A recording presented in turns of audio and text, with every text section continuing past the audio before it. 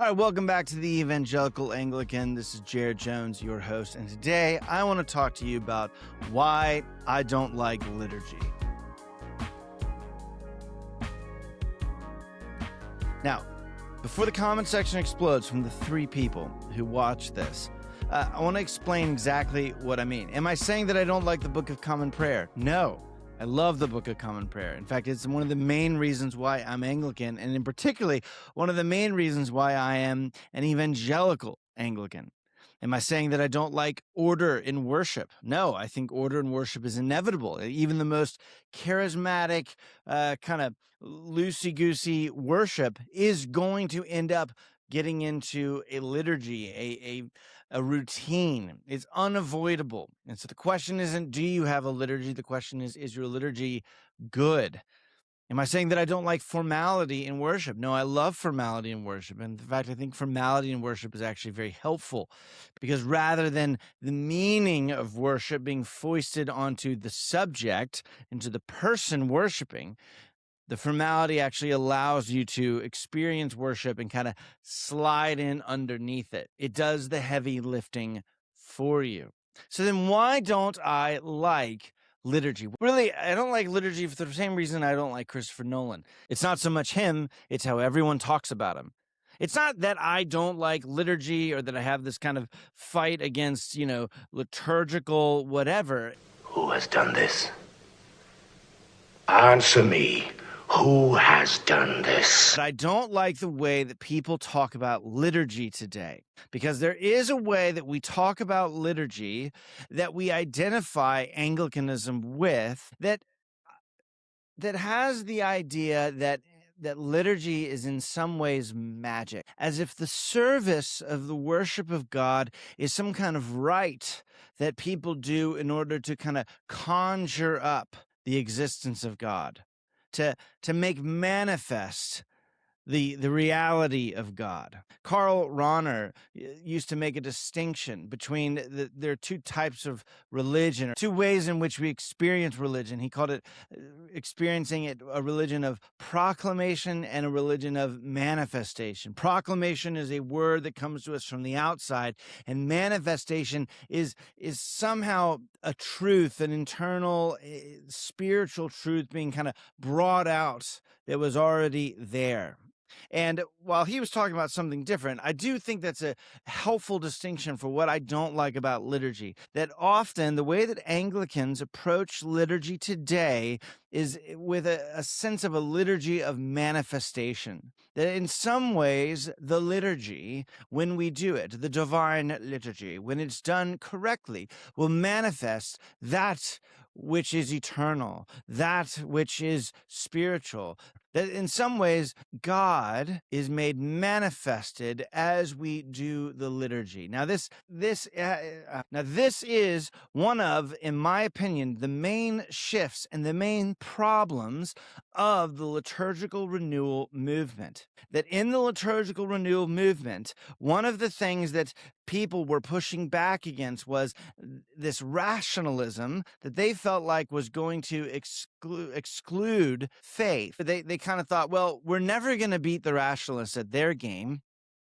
We can't argue whether or not Christianity is true, but instead we could give them an experience of Christianity, and we could embrace mysticism. And perhaps if we embrace this mystical manifestation of the reality of God in the midst of our worship, then maybe everyone will keep coming to church. Now, the liturgical renewal movement is a huge, and it's not monolithic. There's a ton of movements within it, and there's no way to describe it all in a short video. But I do want to give an example of what I'm talking about.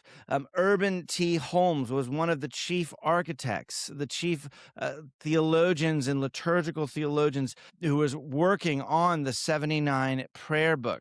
And in a festschrift for Massey Shepherd, who is maybe, some might even say, the chief architect of the liturgical renewal in the Episcopal Church, he says this. Again, I can remember Shepherd saying in class, it could have been no later than the summer of 1961, that Cranmer's work was no longer adequate. We were going to have to start from the beginning. So Massey Shepherd, the chief architect of the 1979 Book of Common Prayer, believed that liturgical renewal was going to happen by starting over from scratch, getting rid of the work or legacy of Thomas Cranmer. Urban T. Holmes continued by saying, the shift then in liturgical renewal in the Episcopal Church, coming at this time away from Cranmer and the Tudor deity, should not be at all surprising. So the architects of the liturgical renewal movement, and what ultimately kind of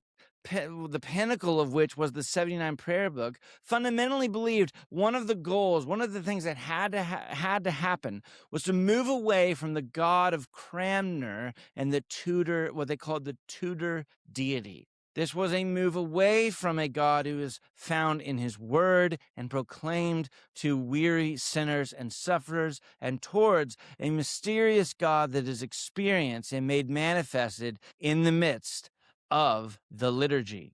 This is why the phrase lex orandi, lex credendi is now somehow the tagline or slogan of what it means to be an Episcopalian.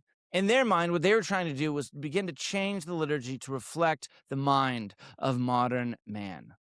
Anglicans did not ever understand liturgy as this kind of thing. Rather, Anglicans saw liturgy as actually, and this is high church or low church, but particularly us low church evangelicals, saw liturgy as chiefly a way to pray. That liturgy was not a performance, it was not a mysterious ritual, it was not a rite in which you and I conjure up some deity who is waiting to be conjured, is just waiting for the right words to be said, but rather the triune God who has called his people to worship him. And these are words that we can trust to pray for all that we need. That the prayer book, the liturgy, is meant to be prayed, not performed. It is meant to be the prayers of a congregation, not the rites performed by a priest. And it is meant not to be magical, but to capture and change and shape our hearts as the gospel is proclaimed